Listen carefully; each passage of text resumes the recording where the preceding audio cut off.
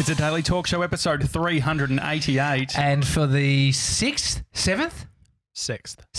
time, we've got Craig Harper back on the show. Wow, 3D deals all over it. Mate, he is. How you going, buddy? See the keeper of records? I'm good. I just want to first launch into, you know how, I was going to say, you know how but then I was like, you're not there when I'm introducing or trying to give context to you as a person when I talk about you to other people. So you're not there. The way I tell people about who you are is I say, Craig Harper, he started the first personal training studio in Australia. And that's what I lead with because I think it has cut through. It has real cut through. I think we've got that, which I want you to use when you're talking about myself or Josh, when you're telling other people about us. But we fit. What are you pioneers with what? Well, this is the difference. I think that you're in the lucky position that not lucky position.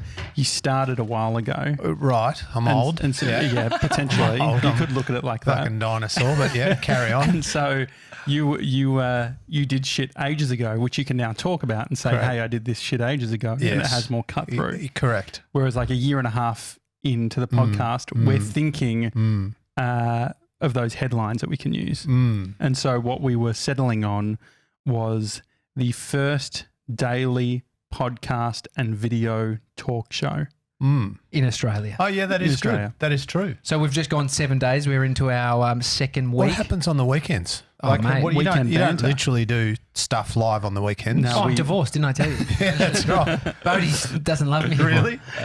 Really? We pre-record for the weekend, but 7 days a week. But the weekend gave us a chance we started to feel like we had the pressure of delivering a certain type of show Monday to Friday, whereas weekends we can be loose. There's no expectation, so we can try different things. We can talk about shit that's maybe feels a little bit more in. It's a little bit sort of like we brought in our partners the other day, shit like that. You know what I think's beautiful about this whole format and process and evolution of communication and connection and media is that there's no rules. It's just like, well, what do you want to do? Let's do that. I love playing in spaces where there's no rules. I hate rules, to be honest. Well, we normally have a rule that you wear headphones. Yeah. You've decided to go against it. But can I say, Fuck your headphones. for someone who normally when someone says, I don't need headphones, I don't want headphones, they've normally back it up with shit mic technique. But I've got to say, you sound, I know you can't hear it, but you sound amazing right now. Well, thank you. I do my I've been in front of a mic a few times, but you know, it is true that you can, try weekends or try this or longer or shorter, or you were asking me when we went and got a coffee, why are you doing 3 a week? Because I was doing 1 and then I started doing 2 episodes of the U Project. See how I did that? But you go, well, what's going to resonate with people and for me, I needed to be all in or not in. Yeah. And so especially doing a format which is largely around personal growth and, behavioral psychology and doing thinking and producing better, people need to know what to expect. And because we're doing 3 days a week, it seems to be having greater impact. Audience is growing, recognition is growing, brand awareness is growing, and we're doing good shit, most importantly. How do you fit into people's lives? That's how your programming is along with someone's gym routine. It's along with someone's drive to work routine. Yeah. Retrospectively, you can look at, I started the first personal training studio. Were you thinking that when you did it? Were you actually leading with that? Or have we jumped the gun with how we want to market ourselves? Should we be doing this, like Josh said, in 10 years? No, I think that what you are doing is you are pioneers. But what one of you was saying to me when we went and got a coffee that you don't have the same talent on board as some people do. And that doesn't mean talent, what normal people think of talent, but as in profile. But what you're doing is, and you've both got your own profile and your own following in your own way, but what you're doing is building it's called a criminal record. You're building this protocol and this operating system and this community at a really maintainable, nice linear progression. And I honestly think that this is the most underrated thing in media, because your conversations are great. You guys are talented, and I'm not pissing in your pocket because I would just say nothing. You guys are talented. these guys are fuckwits, but you guys are. No, they're both good. It's actually it's good having a team because then you can sort of punch around a bit. I mean, here's the thing. So obviously people can't see 3D Dill or Mr. 97. Mr. 97. But there is a team and there is a culture, and this is kind of, for me, this is better than a lot of studios, radio studios, commercial studios that I've been in. You know, and so you're building something which is great so that it's solid, so that once you do get to that tipping point where it goes crazy, you've already got the infrastructure, the experience, the miles on the board, where you're going to be able to manage that well and optimize that, you know. And that's, you know, it's all, it's never like, we've never been in a time or a culture or an environment where things are progressing at the rate they are now. And a big part of that is technology, but, you know, in everything from medicine to media, you know, everything's expanding, everything's evolving, everything's dynamic. And if you're a fucking dinosaur, you're going to get left behind. Do you think that that's why people don't like the linear path? Because they're seeing all these things popping, like the technologies and stuff like that. Do you think that maybe that feeds into everyone wanting to have a successful podcast after a year?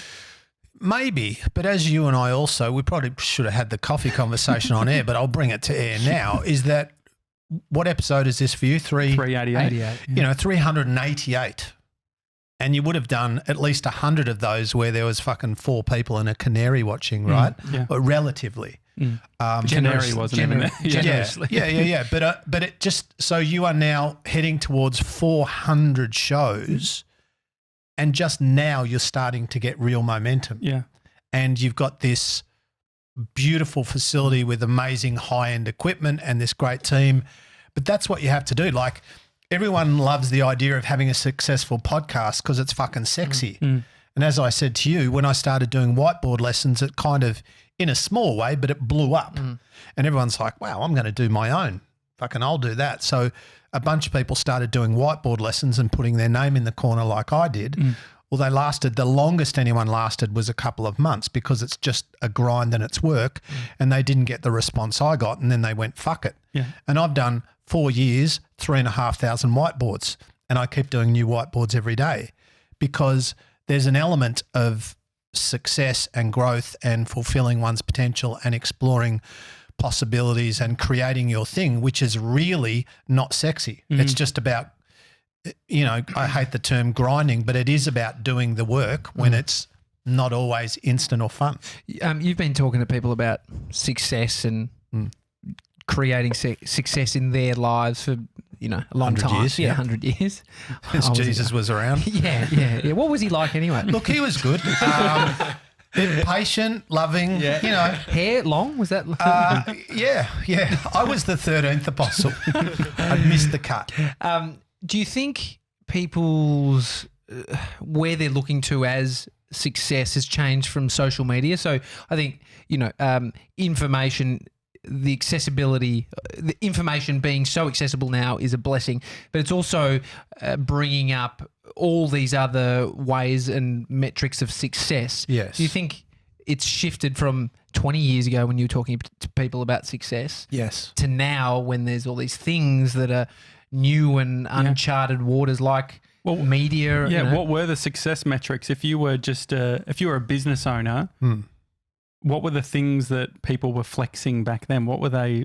How would you show off as a because social media wasn't a conversation back then, right? So success is a really interesting, I mean, we could do 2 hours on success, but success is, there's the idea of success, there's the science of success, there's the metrics of success.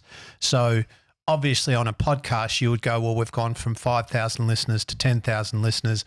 It's 100% growth. That's fucking amazing. That's, you know. Yeah. Or it might be, I've only got 200 listeners, but fuck, I love it. Yeah. You're successful. Yeah. You know, so there's the kind of the personal interpretation, and I won't bore you with my stories, but you know that, you know, I got to the point where I had 5 businesses and I was making heaps of money, and from the outside looking in, my life was shiny and I was successful. But in the middle of that life, the internal reality was not that I loved it, and it wasn't that anything was bad and I was very fortunate to be in the position that I was in. But there's a difference between the external reality or appearance of the car, the house, the money, the brand, the representation of success, and one's experience in the middle of that. So I think back in the day, success was very much a metric of stuff, or stuff was the metric. What do you have? What do you own? What do you earn? What do you look like? What are you doing? What do people think of you? For me, it was very much about living up to my parents' expectation and the expectations of others, because you grow up in I grew up in a mindset that said that success is this stuff. Mm. And you believe that because it's like I grew up in the Catholic Church. Well, we're going to heaven, no one else is. Mm-hmm. Like, these are not suggestions. This is subconscious and conscious programming of a certain way of thinking. And so whether or not you're talking about getting to heaven, or whether or not you're talking about how to connect with humans, or whether or not you're talking about what is success, it's ultimately all about how we think, you know. And so for me, success is contentment and calm and living, without trying to sound too cheesy, living in alignment with my values. What's the craziest thing that you ever did purely out of a way of demonstrating success? Oh, you know, I was never really a show off, but I bought lots of expensive cars that I didn't need. Yeah. But that was more because I would buy cars and then not tell people. I wouldn't drive them around because I didn't want people to think I was a dickhead. But you like cars though. I love cars. You like cars. You like motorbikes. I just wasted lots of money. Okay. But I was never really because I always had, even when I was successful in inverted commas, or when I'd reached a level that we might call successful, I still felt insecure and fraudulent. I still felt like a phony. What was the pacifier then? When could you actually fix that temporarily through external things? Like today, people stand in front of a sold sign of a house that sometimes they can't afford to show people, hey, I'm living the dream. I've bought the house. What in 1995? What is? I'm just curious as to what that actually was. Oh, for me, I guess going from the fat kid in Latrobe Valley, literally the fat kid, literally picked last for every sporting team, who had shit self-esteem, who all that, right, to owning a company with employees, even when it was 3. I'm like, fuck, I own a company. I own a company. And people go, boss. I'm like, fuck, so that things like that where I owned a company, I ended up employing 500 people. I had multiple businesses, multiple venues. I had a personal assistant. I'm like, fuck, whoever thought I'd have things like that, which there's a bit of ego in that. But more than that, it was just for me a sense of accomplishment and doing something that I never thought I could do. And this seems, because things only have the meaning that you give them. So I always thought I was not that clever. I always thought I was not particularly gifted or talented, not particularly attractive, not particularly anything, average. I didn't hate myself, but I thought I'm not in any way on any level special. And so when I went to university at 36, right, that was my first time going to university, and I went and did a degree in exercise science. And I thought that I was academically stupid. So for me to go there in that space where for the first semester I was literally double everyone's age, everyone's 18, I'm 36. I don't know how to use a computer. I don't know how to write academically. I don't even know how to use the language that they use at university. It's like I was in Germany. Then I didn't, and we're all humans, but everyone except me speaks fucking German. And I should just say German, not fucking German. But it for me, that sense of facing my fear and putting myself in an uncomfortable situation that I didn't need to be in, but I chose to be in, for me, that was a real KPI of success. I love Tony Doherty saying on your podcast, you're not trying to prove others wrong. You're got to prove yourself right. Right. Yeah. Yeah. I love that. And so in terms of you starting these businesses, was that to prove others wrong? Did you think that others looked at you like you couldn't do that? 100% no. I am inherently lazy at doing shit I don't like. I do not like working for people. When was the last time you did 26. I was 26, my last job. What was it? It was working in a gym as an employee. And my boss was a good dude and it was a good gym. But the one in Hampton? Yeah, trackside. Mike. G'day, Mike. Shout out. He was a good dude. But I, not everyone is destined to have their own business or do their own thing, and some people are. And there are benefits to being an employee too. So I'm not saying being an employee is bad or good, or owning your own business is bad or good. I'm saying we need to figure out what works for us. And so for me, I love the freedom and the flexibility and the possibility that came with going, I'm going to do my own thing. So if I go no good, it's my fault. If I go great, it's my fault. And I can always go back and fucking count reps and work on the gym floor if I really have to. That's what I think when I go to the gym still. Yeah. I look at the PTs in there and I think, fuck, I'm glad I didn't do that, but maybe I could go back to it if all goes to shit. Yeah, if everything fell apart. Definitely go back to it. Yeah. But I think that, it's like another thing, Tony, speaking of Tony Doherty, shout out to Tony, like when he set up Australia's first 24-hour gym, Doherty's. I mean, that's why we'll have him on the show, because we want people who've just done the firsts. Yeah. But he tells this story a bit where he went and opened the gym on the first day that it was becoming like 24 hours, 365 days of the year. And that night he went home, and out of habit, he went to lock up. And he went, no, I don't lock up, right? And then he had this key and he goes, what do I do with this key? Well, we never need to lock the door again. So there was a paddock across the road, or a vacant block. He just tossed the key into the block and went home.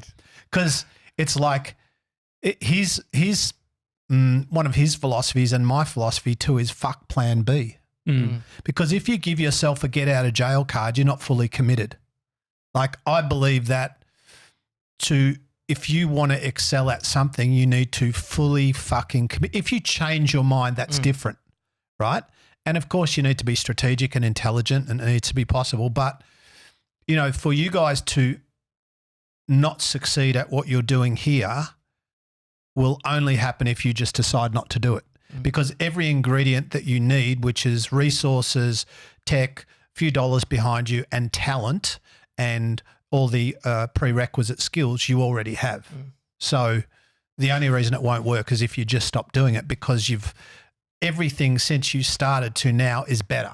And it's not that, but it's definitely a nice linear progression. Did you feel like you were trying to prove yourself right in regards to going back to uni as a older student? I just wanted to prove to myself that I could do something. And I know to other people, they'll be like, that's such an underwhelming fucking, I get it. For me, making $1 million was far easier than going to uni. Yeah. I was relatively wealthy before I went to university. I found making money much easier than being academic. And what did you get from the other side of the university experience? Did it deliver what you were hoping?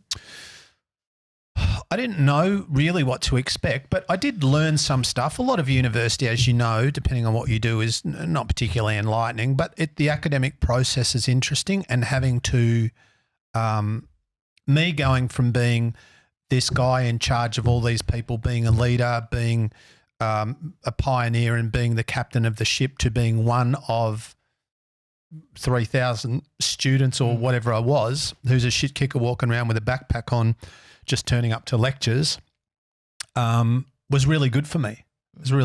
And I loved it. How do you think we determine what those things that we have pushed back to in our lives, how do we determine whether we should do those things? Because school's one, right?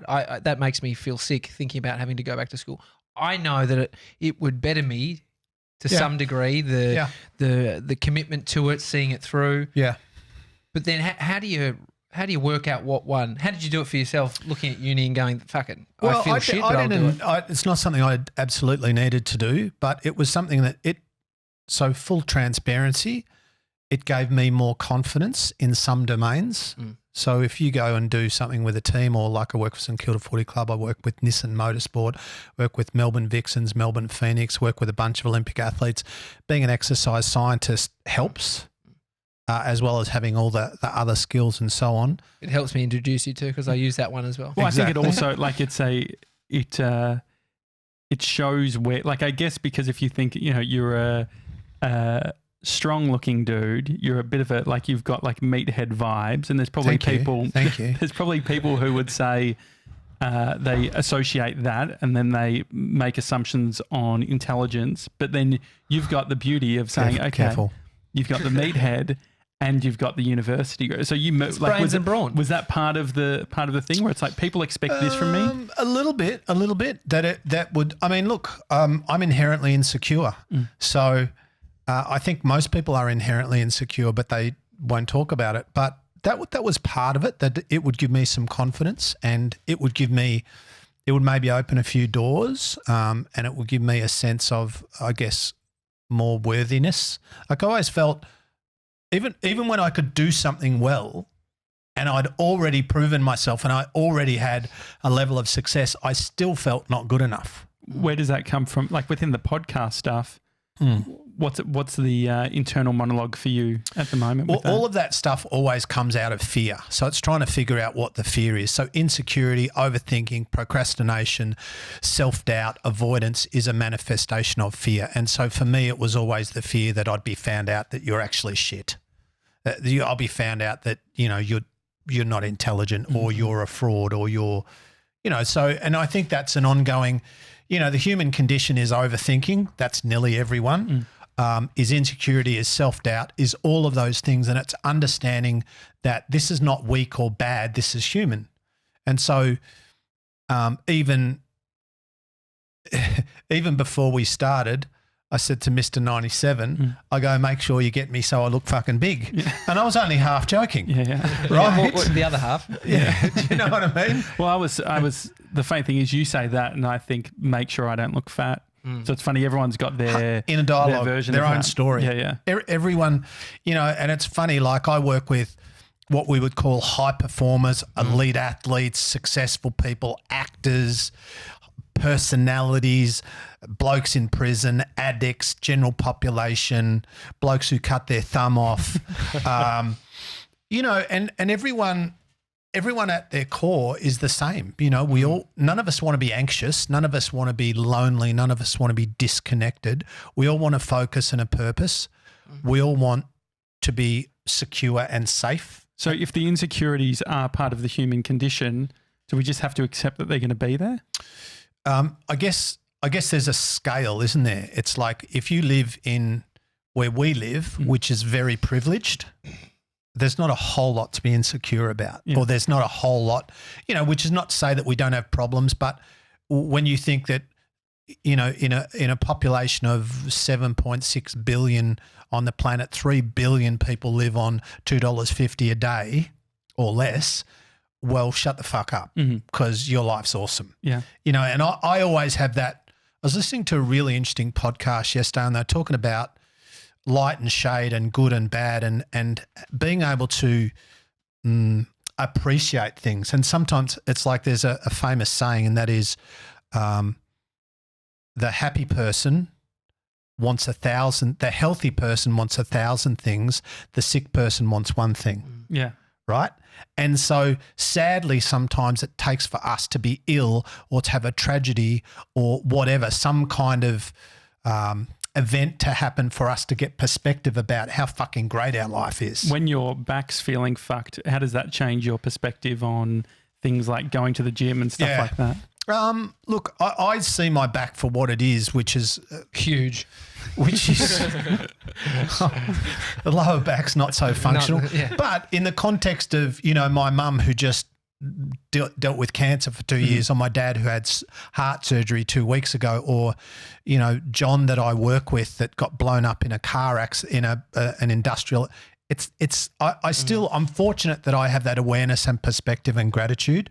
And I go, yeah, my back's fucked. It's sore, but I don't have cancer, What do you think the antidote is for looking at your situation now and thinking I'm not where I want to be? And so that you're in this place of restlessness or unhappiness, but it's a part of the journey.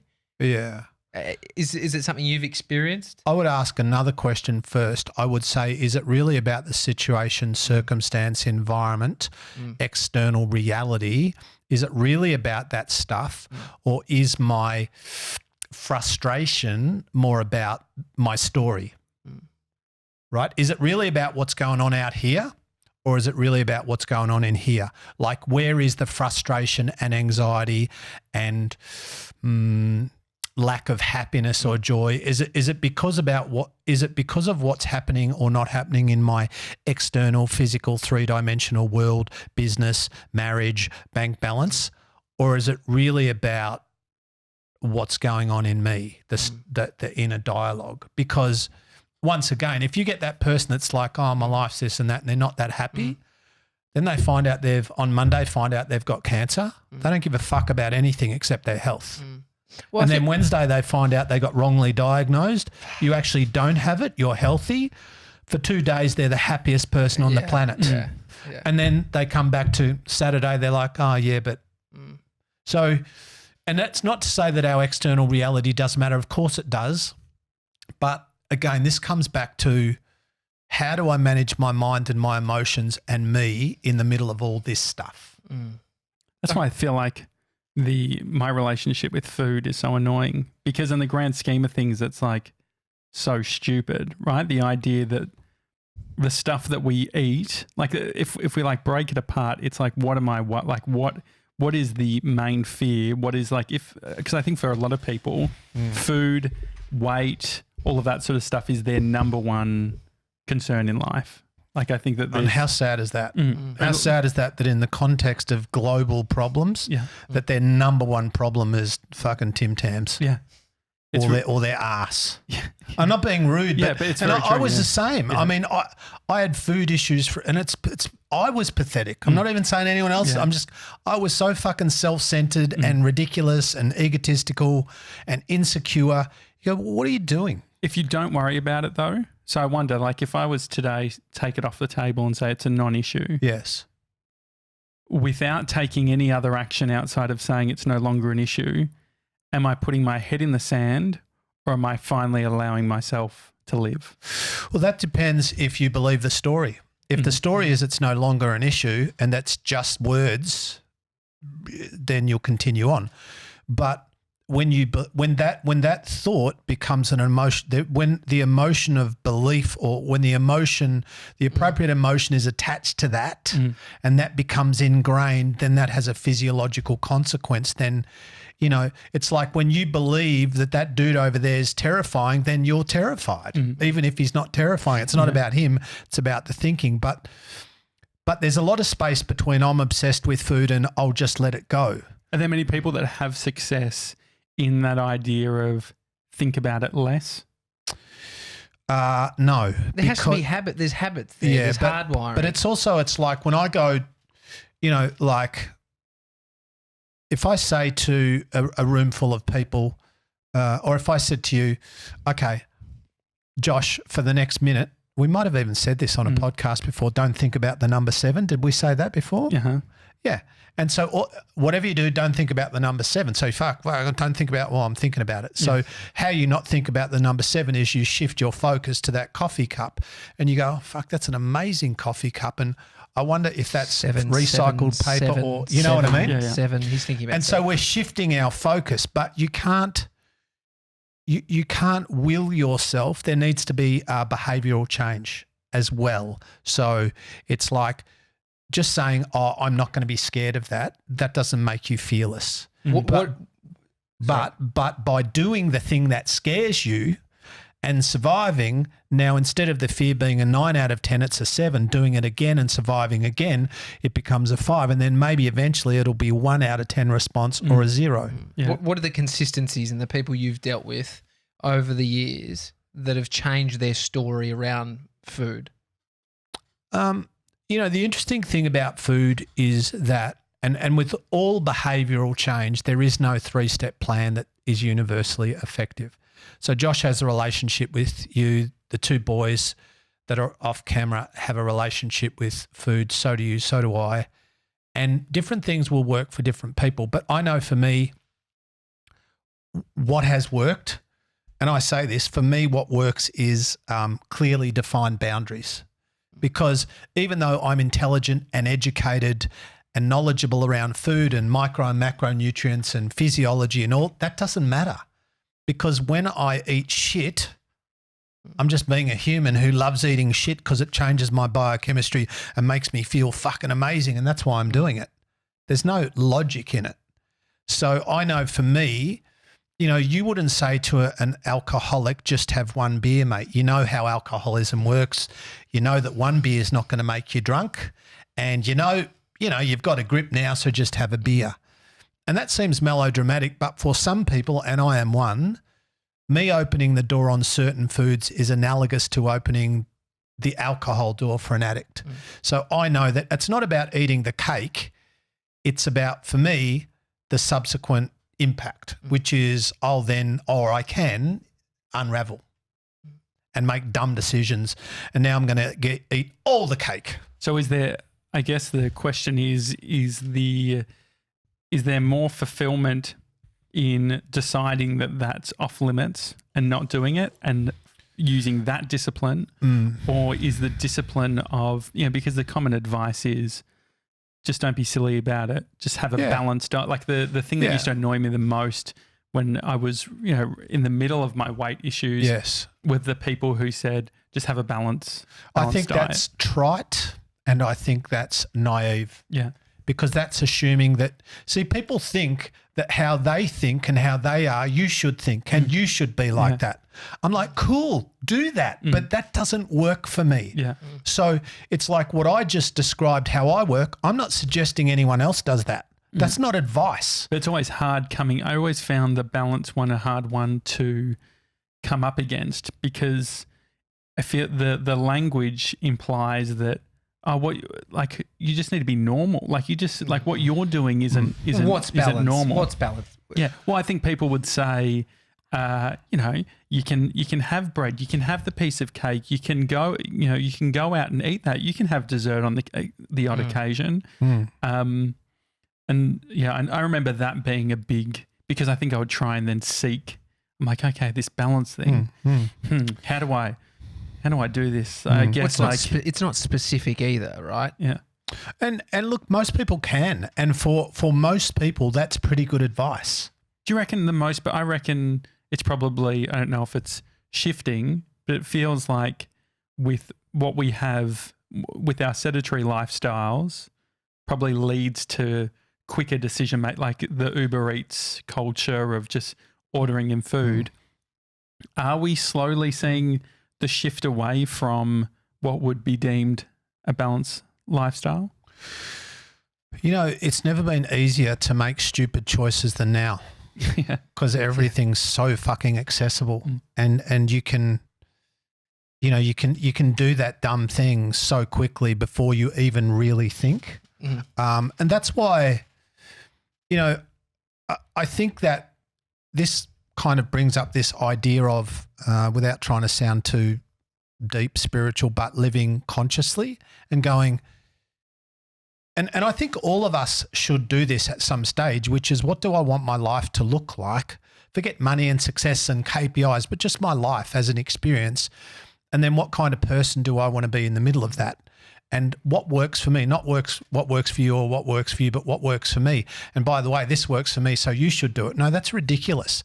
And this whole notion of there's only one way to work, or you should be married by this. Like people say to me, it's so sad you're not married. I'm like, is it? I feel fucking great.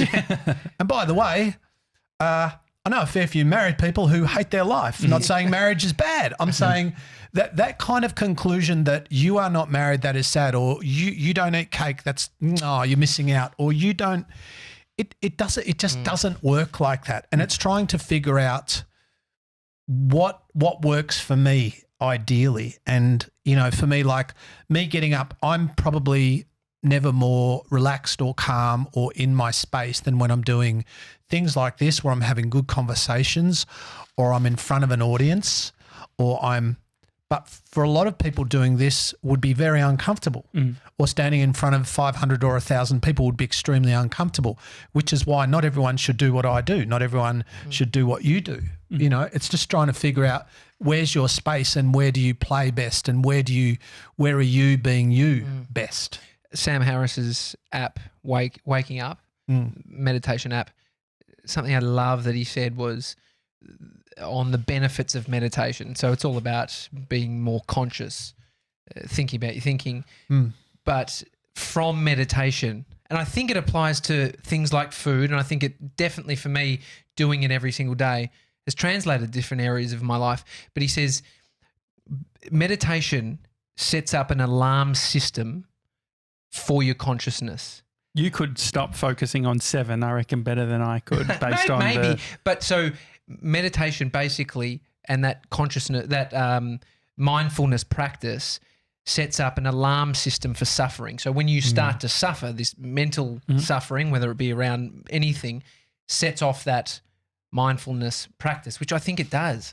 Having that consistency and creating that habit has definitely made, like when I'm fucking getting into a negative spiral, just like, it's like it's, you know, I feel like doing it every day has created some kind of loop. Do you reckon that's a number? feedback. Because I was saying to Mr. 97, I reckon that like you seem the happiest you've ever been, TJ. Like what, like there's, from when we were on Easy Street, it was like, it was hard, there's friction, but like there hasn't been a day in the past 2 months where the team hasn't felt great. I think that's based on how you've shown up. Do you think that that is meditation? Is that where? Not drinking, not drinking is huge. Meditation has definitely contributed. But like, for instance, yesterday I had a big shoot and there was a lot on my mind. I chose to get up at 5:30. I'm not trying to fucking say I'm a hero, but I was like, this is going to be a tough day for me mentally. And I was like, I need to do some form of meditation in the morning because it can only assist me throughout this day. And I think it helped. But what are you thinking before you have a blow up, before you get angry about something? No, what has changed? I mean, I still get angry and shit, but I think it's that alarm system that you've created for that when you do, you can pull back slightly and just, and Sam Harris says he's just like, in those moments throughout the day, try and, you know, remove yourself. A deep breath can be the difference in a moment where you're about to launch into some 100%. kind of emotional state. I think one of the things that you are doing better than you've ever done is you managing you. Whereas 100% of your focus and effort used to be in all the external stuff, and that kind of dictated the quality of your experience. Whereas now, and I think this is part of maturity and kind of moving into living without being wanky more consciously, and is trying to, yes, you've still got to manage your life and your responsibilities and your kids and your bills and, you know, all that stuff. But at the same time, working on you so that you mentally, emotionally and practically and physically self-manage better. Which it sounds counterintuitive because you would assume that to get the best out of a team, you need to be listening to everyone else more. And I think that that's proof that by focusing on yourself and singularly focusing on how you're reacting to things. Working on yourself, and working on yourself so that when he turns up or when you turn up, you're fucking great to be around. Yeah. Like the more that you are working on you, the better mentor, coach, speaker, leader, boss, business partner, friend, husband, the better you will be, because wherever you are, you're good. That's that idea of equanimity, the calm in the chaos. And so so when you're around the boys, you're investing in the boys, you know, but it's the work that you do away from life. What's the single practice that's been most consistent for you over the last 10 years, do you think? As contrary as this would sound to this hour, talking less and paying. For me, my mind is busy, not in an overthinking way, but just in a like some things I'm not, like a lot of things I'm bad at, but I think my mind works at like 1.5. And so sometimes when people are talking, I think you're the same.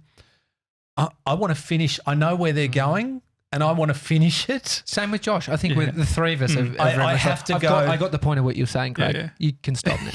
But I think, I think we've gotten better. But I think the podcasting has taught us to shut the fuck up more. I know that I'm okay with the silence. And I think, you've done a massive piece of work, Josh. from when we started this. Yeah. And it's being able to be in the moment and be all about the person, because I used to be coaching someone or sitting with someone, and I could actually be in the conversation and also be figuring out that thing over there and maybe planning that. And I've got multiple things going on and I could get away with it, the conversation, but I wasn't my best self and I wasn't serving them. So I've managed to block out all this and be totally present. And also for me, and you've heard me say this before, and maybe it's because I'm old and my time is nigh, but, for me to be consciously, like when I go, what are my values? I always come back to just being a good human, which is, is to operate from a platform of love. And whether that's kindness or service or generosity or time or emotional investment or practical help and I know that when I come from that place, then I'm better for me. I enjoy who I am more. The Craig experience is better for me and it's also better for others, but also life is way better. And that's a constant work because it's not a natural state, because my natural state is being very human.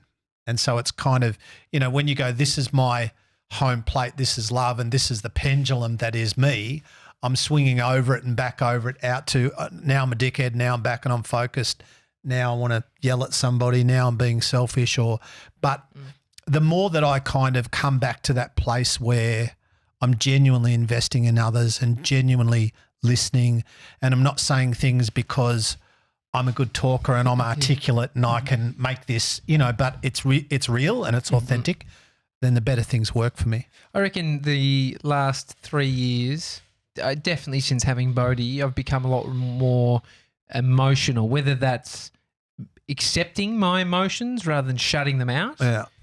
But I definitely feel I've become more emotional. Is there anything for you? Like I struggled, like you've had some heavy podcasts in the last week. There's one with a young girl who had a brain tumor.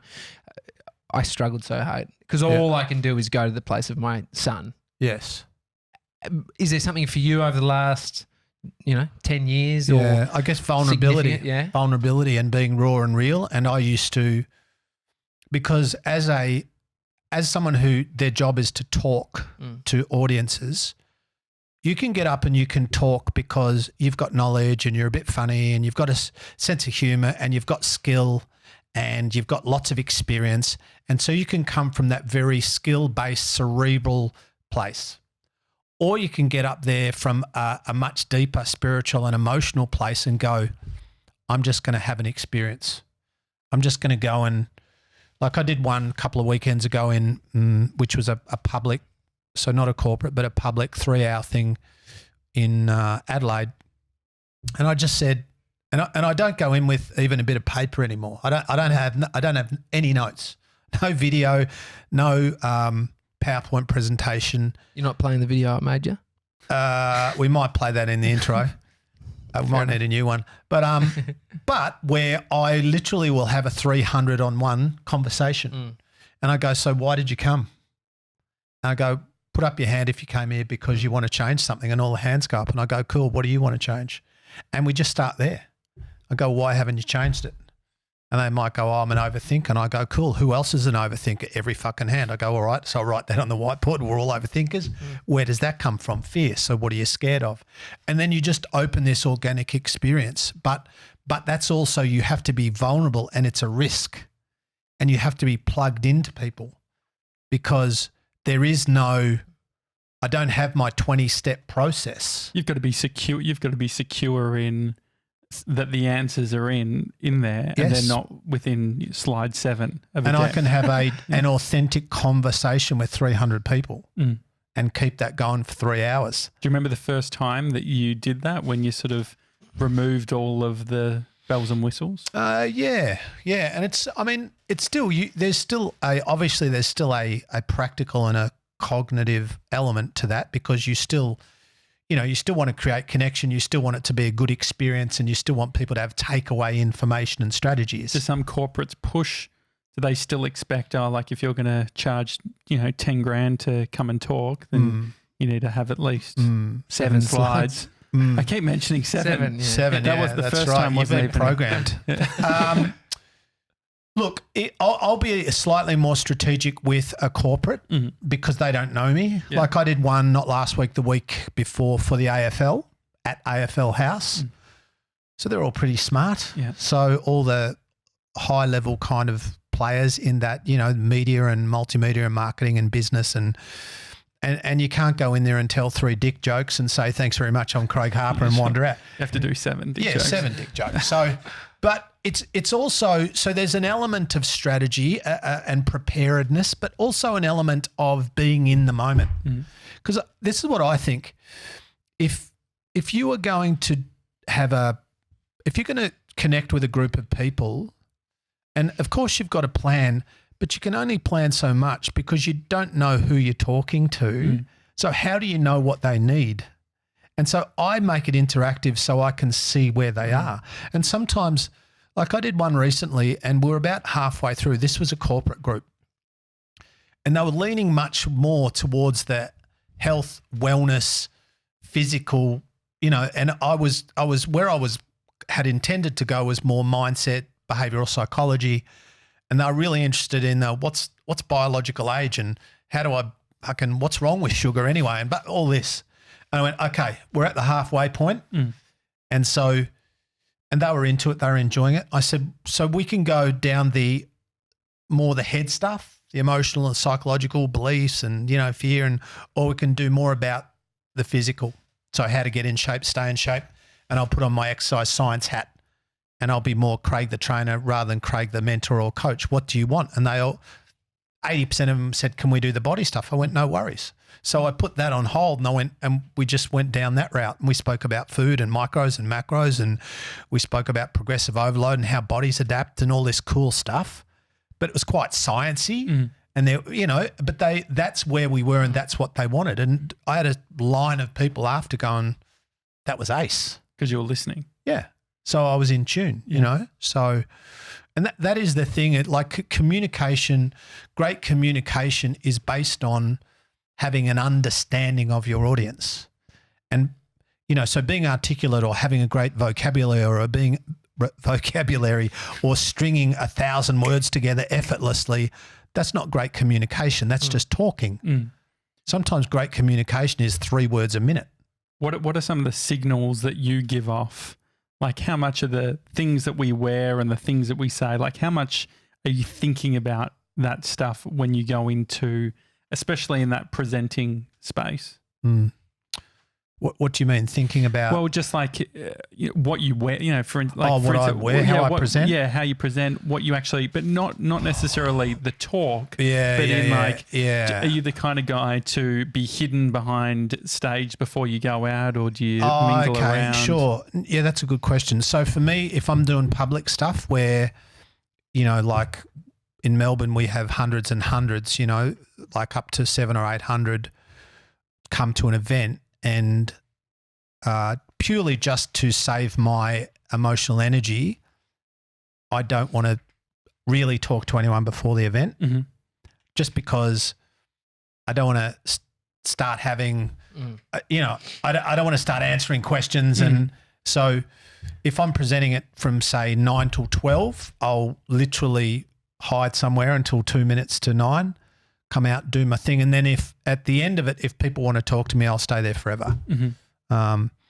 But it's also, for me being, trying to be in the moment as well and trying to manage my energy so that I can be 110% for the 3 hours and not go through, because one of the dangers is even when you do a lot of podcasts is that you go through the motions. It's like you want to do each podcast as though you're excited and it's new. And so for me, literally every gig I do. Trampoline. It's the trampoline, isn't it, before the show? Oh, yeah. I've got the ice bath and the mini tramp and the mantras. Have you, were there certain things that you actually didn't realise that they would affect something like a presentation but did? For instance, when people talk about what they wear, like you're a pretty casual dude. Did you ever go through a stage of rocking up in a blazer? A blazer glory. No, I mean, I hate suits, but that's just me. Like I'm lazy. Like if I could wear about certain things. Yeah. For my public gigs, I wear this. Yeah. I'm like, Is that signaling something like, because I There's guess. no signalling. I'm just comfy. Yeah. There's a really good book, which you've probably heard me talk about, called Drunk Tank Pink. And it's written by a guy called Adam Alter. And he talks about the way that everything in your environment impacts your nervous system and your emotional system. And so, for example, like this environment is a really nice environment to do this. Well, that's what I was saying. I used to complain about our old office. Do you remember how much work did I get done in that old office? Don't start. You complain about cleaning. But the funny thing is that this space, there's an energy about this space. I get more work done. There's where you want to sit and do this. Like you could have all the same setup and resources in a fucking kitchen, and you're like, this is the wrong room. Yeah. Right. And why? Like you've got it's just that. And so there's something about that, even down to there are certain clothes that you'll be more creative in. Yeah, there you're are talking certain, to me right now. There are like, certain clothes where you're more productive. I need the exact right temperature. Yeah. I need to. Tommy knows my office. You've been to my joint. So I love my studio. I'm quite creative in my studio because it's nice. My office upstairs, I live on a main street, and all I used to do was look at cars and concrete. So I planted 1 million bamboo trees.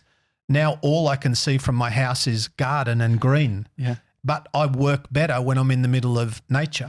Okay, so then if it's – because I think I've heard you say it's not a geographical issue, it's a you issue, which referring to, I need to move to LA to do this thing, or I need to move to Sydney. At what point – because I get what you're saying, but there's also – because that's a story. The like other side of that coin of at what point is it not that you don't have aircon? If you could work, if you could be effective with cars and concrete and a messy environment or whatever. Yes. There's something in that. So but when do you listen to the story and when do you question and say call bullshit on your story? Yeah. In which bit though? Oh, I think for Josh when we're in the old office. Oh, right. Yeah, I think it's easy to not do I shit think that based you can, on, of course you can work in, and part of success is being adaptable and being able to be fluid and in the moment.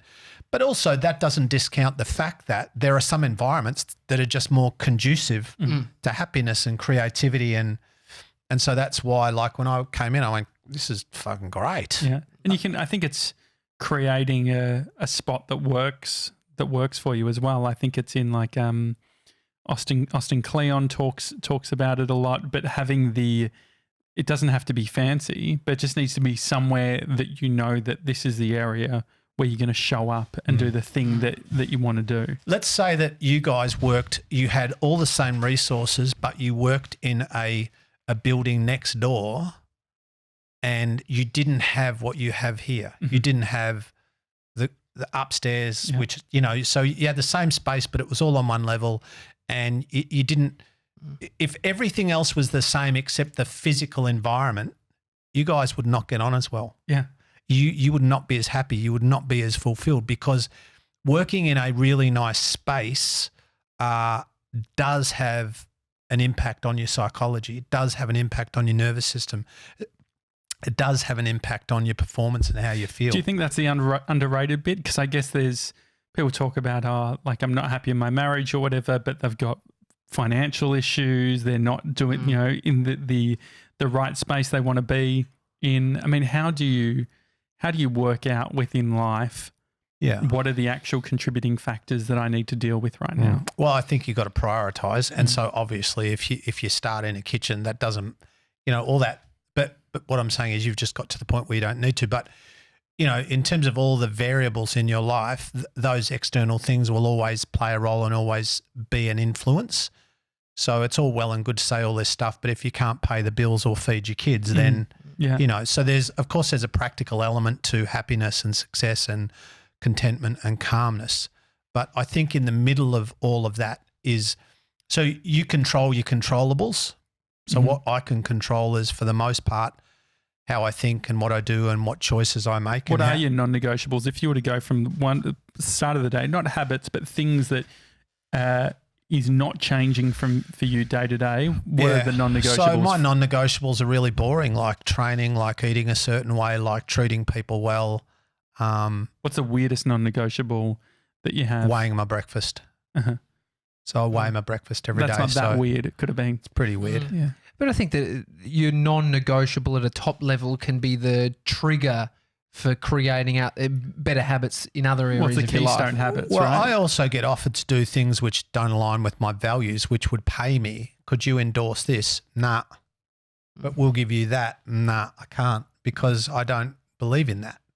But it's lucrative. Talking about the endorsement stuff, I saw online yesterday, there was someone posting, what was it called, TJ? Do you know what the technology was? Got my phone. It's under my bum. Is it? Yeah, got it. So I'll tell you.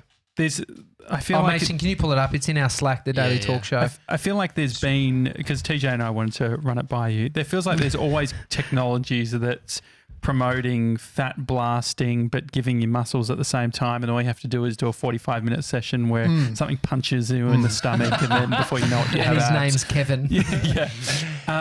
Yeah. We found one yesterday that we saw someone endorsing, which I thought was pretty fucking horrible that a person with such a following would endorse something like this. What was M-Sculpt. M-Sculpt. EMSQ. What is it? What's the product? Go to their website, 97. Give it a Google. So what it is, remember how back in the day there was the Abtronic that would be an electric current. So it's not like a TEM system that pregnant women, when you're giving birth, have on their lower back to release some pressure, release some muscle contraction.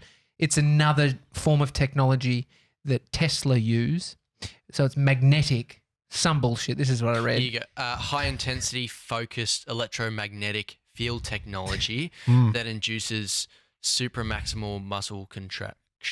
So for me, the bullshit radar goes off based on the language that they're using, and a thing that's, I think that it said something like 20,000. It's the equivalent of 20,000 sit-ups and shit like that. I mean, Sounds good. I mean, you've been across this industry. You're an expert. And things are changing though, because this is disgusting, right? They offer like no interest finance to have this shit done. So this is a trap for young, insecure people. Yeah. And Adults insecure. And what people. makes me sad is that people,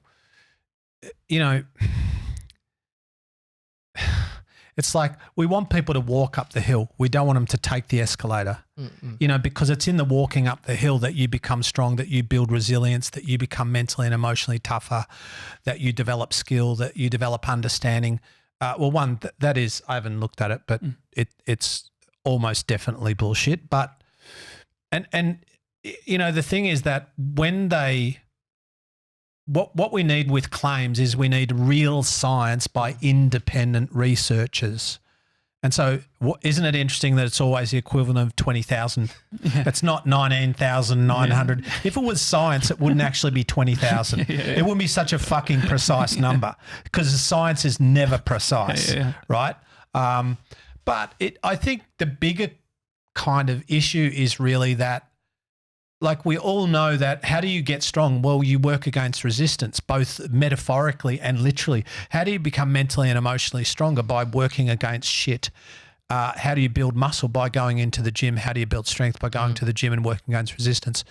And even if that worked, the problem is that's analogous to somebody who gets given $1 million who doesn't know how to make $1 million. Yeah. Because they'll blow the $1 million, then they're poor again, and they can't get another million because they have no skill or wisdom or insight into making money. Well, it's not giving you any discipline or any of the things that, because I guess that the thing with exercise and all of these, a lot of the things, even food, it's not even the food itself, it's the practice of being mindful, I guess. And so when you take that element out of it, it's like you don't have to think about it. You sit there and you do the thing. That's the shortcut. It's the bit that's actually the important bit. It's not earned. It's essentially the same as if we were given this studio a year and a half ago. Yeah. Like all the points, all the whinging about no aircon and shitty setups and it's all contributed to us to earning this. Yeah. And then so the 10 years away from now, we will have gone through struggles. The good thing is now I don't feel like there's many of those things. We're enjoying the process now. But I'm sure we will work out what the pain point is and what we need to fix very soon. How old are you? 28. And you? I'm 30. So let's just fast forward. So now you're 40 and you're 38, right? And you've got another 10 years of experience and wisdom and insight and doing and learning and growing and evolving. Now let's say in some weird, for whatever reason, you lost everything. And now you're 40 and you're 38 and you've got, from a business sense, nothing. You've got to start again. You would get back to what took you 20 years, you'd get back there in 2, right? Yeah. Because you now know what to do and what not to do. You've now got the hardwiring, the experience, the insight, the resilience, the understanding, the connect. You've now got all of this stuff which lives in you that will make the difference, right? But you can't get that without the 20 years. Or the 10 years or whatever it takes, the 15 years. Like I know that I was talking to somebody the other day pursuant to I know I could go and work in a gym. Yeah. I know I could pretty much go to any country in the world, and if I had to, work on a gym floor and make $1,000 a week in 2 weeks. Do you know what I mean? Because I know how to do that. Like I've got a fallback. I've got a default setting. I know. And it's different to a plan B though, isn't it? I know how to make money. I know how to connect with people. I know how to create relationships. I know how to change bodies. I know. So, I could make a couple of $1,000 a week quite quickly not because I'm brilliant, but because I have that experience. Yeah. I think that's like Tim Ferriss talks about identifying what the worst, what the worst thing that could happen be, like an exercise in saying, okay, what does it actually look like? And because for a lot of people, it isn't being homeless. For a lot of us, it's like going back to mum and dad's place or, and I think that then that starts to reveal the privilege that we have, which is sometimes the kick up the arse to be like, actually, we need to be doing the thing that we want to be doing. I heard him, Mr. 97, can you look up, there's a book, I think it's called Range. Can you find who wrote that? I think it's called Range. So you know how that whole, speaking of Tim Ferriss, that they talk about a lot of educational and high performance coaches. They talk about the 10,000 hours of repetition. Yeah. There's a guy who wrote a book that's out. It's new. I've heard him speak a couple of times. Really, really fucking fascinating around this. So he talks about the value. Have you found it? Yeah, David Epstein. That's him. And he talks about the value of being a generalist. So let's say, for example, you've got a kid who plays basketball from 5, and it's kind of casual. They're not bad. They're pretty good at it. And they play basketball from 5 to 10, and by the time they're 10, they go, this is what I want to do. I want to be a WNBA or an NBA player. And so then that starts where they start now to train properly and so on. So it might take from that point 10,000 hours to become what you would call elite or world class. But the people who come from a background of doing tennis, soccer, football, running, blah, blah, blah, because they've developed all of these other relevant and relative skills, proprioception, balance, speed, in a range of situations and forums, it takes them about a third, depends, but about a third of so maybe 3,000 hours. So it's just something to be said. So you might go, like you've never worked in radio, right?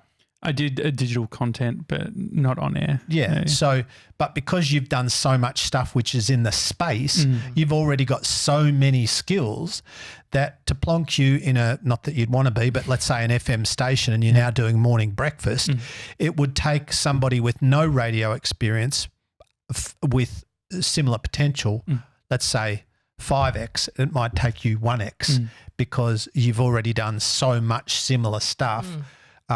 It's a really interesting thing. I think it served me to be a generalist over a specialist. What's the specialist? So video, right? I learned how to film. I learned how to edit. I learned how to produce. I learned how to present across all of them. Now I don't think you can make it as just a video guy. Well, I think part of it too is that we the thing with generalists is you are detached to the role, and so I think that when you are a specialist, sometimes you can be naive or actually blocking out certain experiences based on an editor or someone who works in post-production doesn't deal with X, Y, and Z, where when you're a generalist, you are, I think like a generalist, another way of saying it is just like a lifelong learner. And I think like it being a student of everything and being like, oh, me understanding this. And that's why I love about one of my favorite departments in film production is the grip department that's looking after everything from cranes for cameras to mounting lights and doing all that sort of stuff, because it feels like it's combining these different things. They understand frame rates and ISO and aperture and everything within a camera, but they also know how to fucking tie a knot. I think that's super interesting. Well, you think about like your background and my background. So I started having deep and meaningful conversations with humans for money when I was 18 because I was a gym instructor. I'm talking to people about their bum and their legs and their emotions and their beliefs and their job and their energy levels and their sore back and their goals and their plan and their timetable. And so you're having these meaningful conversations, and then even though you're 18, you're helping them create a structure and a process, and then 19 and then 20 and then eventually doing that as a boss and as a personal trainer and as an educator. And then by the time you step on stage where, well, you're doing the same thing, you're just talking. And so by the time I did my first paid speaking gig at 26, I'd been having a version of that conversation for 8 years, multiple times a day. It just was with a person rather than 50, you know, and so that translates. It's like I love comedy, right? Yeah. And maybe in another life that would be something I would do, and I'm never going to do it, but that would be fun. I would go and watch. I mean, you just have to go to one of his session talks. Exactly. They're basically fucking stand-up shows. Well, look at Everyone's something like like Brene Brown or anything. Like there is a huge. If you look at how Netflix specials are getting done in that arena, it's literally like comedy specials. Like that's the format. People say to Craig after his talks, they say great show. Yeah, people call it a show. Yeah, which I've said we should do a dinner and a show. And so the thing for me to go and do stand up, not that I'm going to, but it wouldn't be a big stretch because I tell stories. I try and create. Well, we do create connection. I use humor, and I use humor and stories to create an emotional relationship that you can't create with just data. Here's me giving you a whole lot of information. It doesn't work. But my point is, to come from the background I've come from, it would be a relatively, I wouldn't say painless, but it'd be a much easier transition to do stand-up versus I've just spent the last 35 years being a plumber. Shout out to the plumbers. But he was the funniest on site. 3D Dill was devouring your book the other day. I know that he's a fan. Yeah. And so I thought a good opportunity, you can ask Harps a question as a young person who is novelist to novelist. Yeah, exactly. Yeah. Are you a writer, 3D Dill? I am now. Yeah. Yeah. He's just written a book. Really? What's it called? I'm still figuring it out. No, that's the title. That's the name of it. That's the title. That's great. You should see this. It's the huge. Is it really called that? Yeah. Yeah. Oh, that's awesome. You should just show him everything after we finish. Yeah, we'll run it through. Have you got a question for Harps?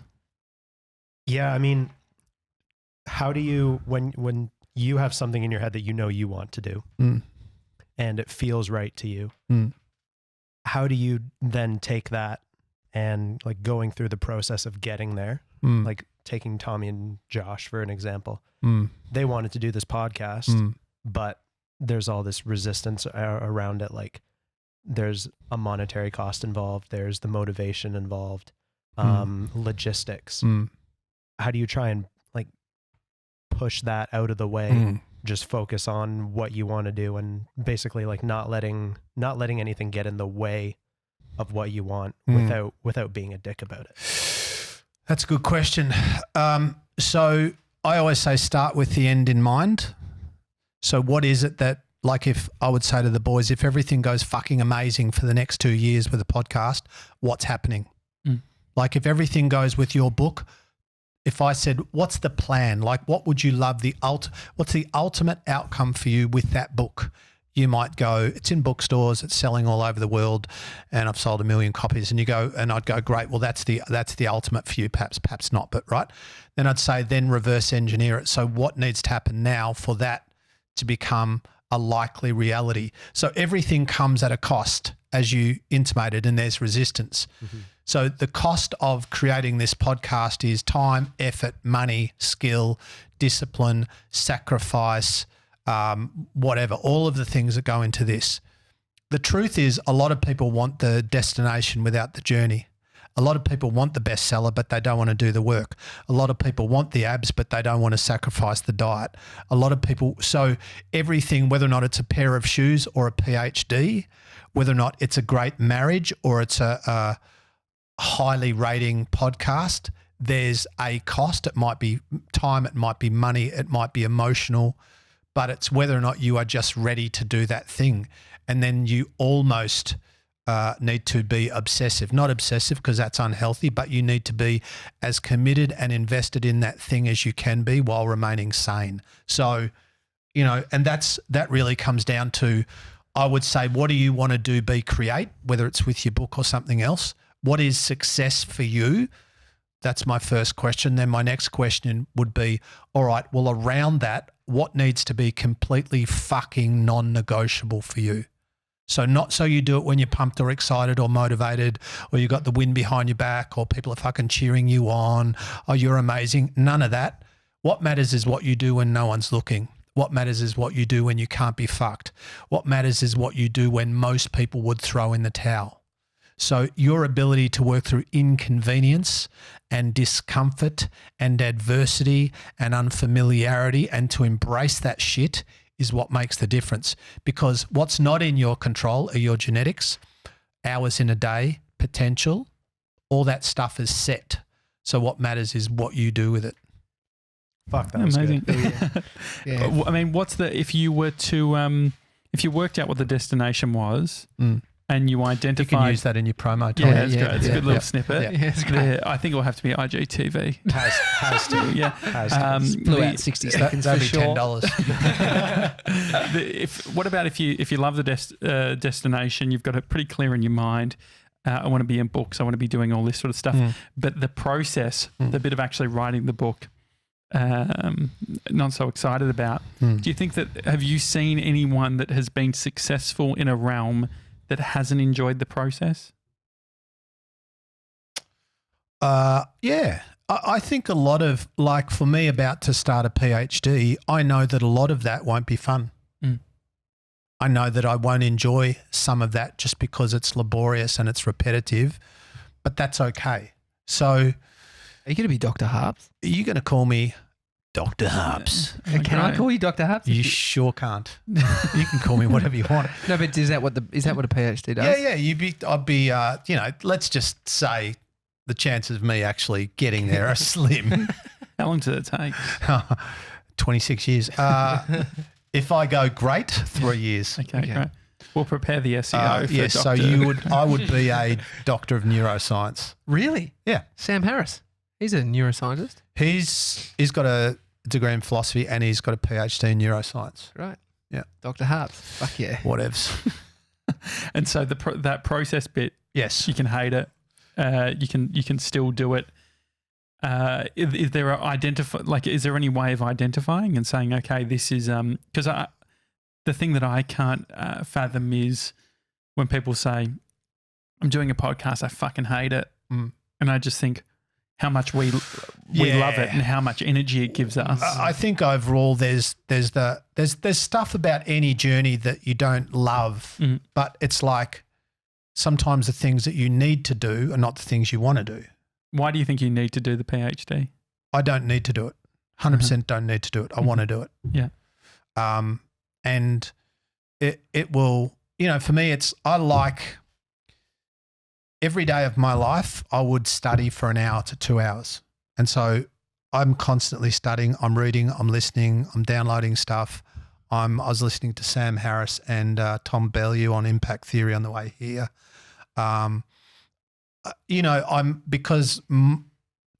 For me, I love learning, I love evolving, and I love growing, and I feel like I can't help others grow if I'm stagnant.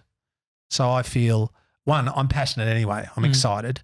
But I also, the academic process is sometimes just fucking boring. That's all right. Well, I guess it's the ultimate deep work. I think that's what I find Yeah. interesting about academia is the idea of shutting the door Yes. and being focused and doing the thing that you Yeah. have to do. And you killed year 10 anyway. So you were great at that. Oh, questionable. But Did I you did go to uni? No, I didn't go to uni. I did. You don't need to. We're the cowboy collection. The cowboy collection. That was nearly. No, what did I used to say? The cowboy cowboy creative. Anyway. Whatever it was, I remember seeing it's a business in Docklands. I think the people who didn't go to uni who are hugely successful is a pretty big group. Mm. Yeah, well, I So think you're in good company. I think that it's, but I've definitely had moments where I'm like, I want to study journalism as a way of being like, and I thought that that's what I needed to I would do. only do that if you just want. You definitely don't need to do it. Yeah. And I didn't need to do what I did, and I don't need to go and do a PA. I want to though. Yeah, But it's not a career thing. yeah. I think that the education system is interesting. I think that the one thing that maybe is discredited at the moment or people aren't considering is like freelance lifestyle is great and all that sort of thing. But I think that spending time at that gym as an employee, you learn some invaluable things that when you become your own boss, having those experiences of working underneath someone is super beneficial. And I know there's going to be a bunch of people who future of work, they're going to go out, turn 18, have their ABN number and go and not have that experience.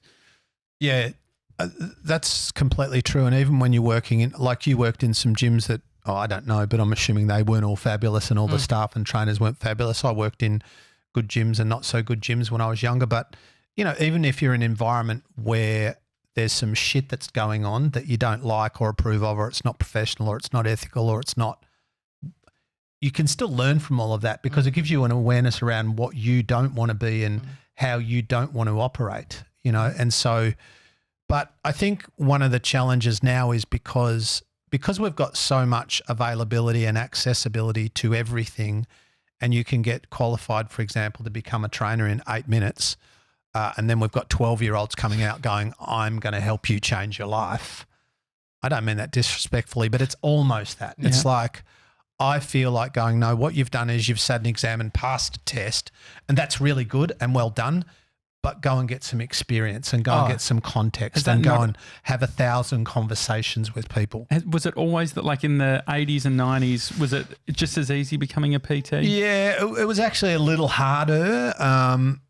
And look, that's no slight on any individual. That's the system. And so that's the process, you know, but if you know, when I'm boss of the world, that will change. Do you think why is it? Is it because of government incentives? Well, it's not a government regulated industry. You don't even need legally, you don't even need to be, it's not illegal to call yourself a personal trainer. You just won't get insurance. Sure.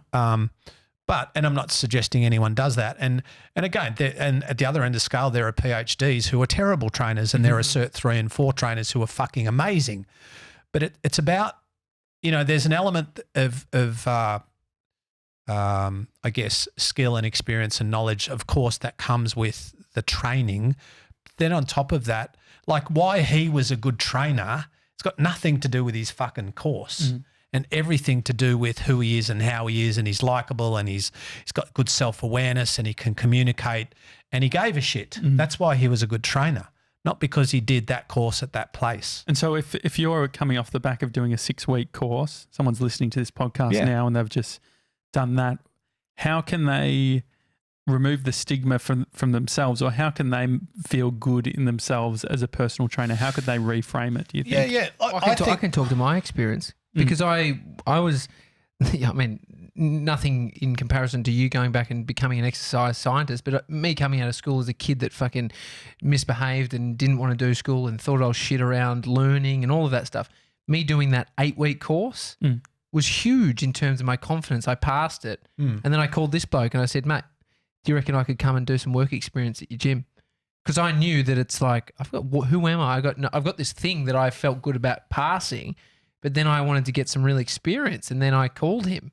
He said, fucking no chance. You can't work at my gym, but you can do some experience. Yeah. I asked for a job first. That was the thing. But I then That got was amusing. and then I got it. I mean, it's probably one of the 1,000 phone calls he got. You probably can't remember it. But then I got a job in a gym on the gym floor and knew I had to earn my stripes. And so if you actually have that mentality of going, I've got this thing, which is the tick of the box that you need. It's great. It's the key to the door. Yeah. That's it. And then start working. And it's well done on doing that. And to everyone who does their Cert 3 and 4, well done. It's a really good achievement.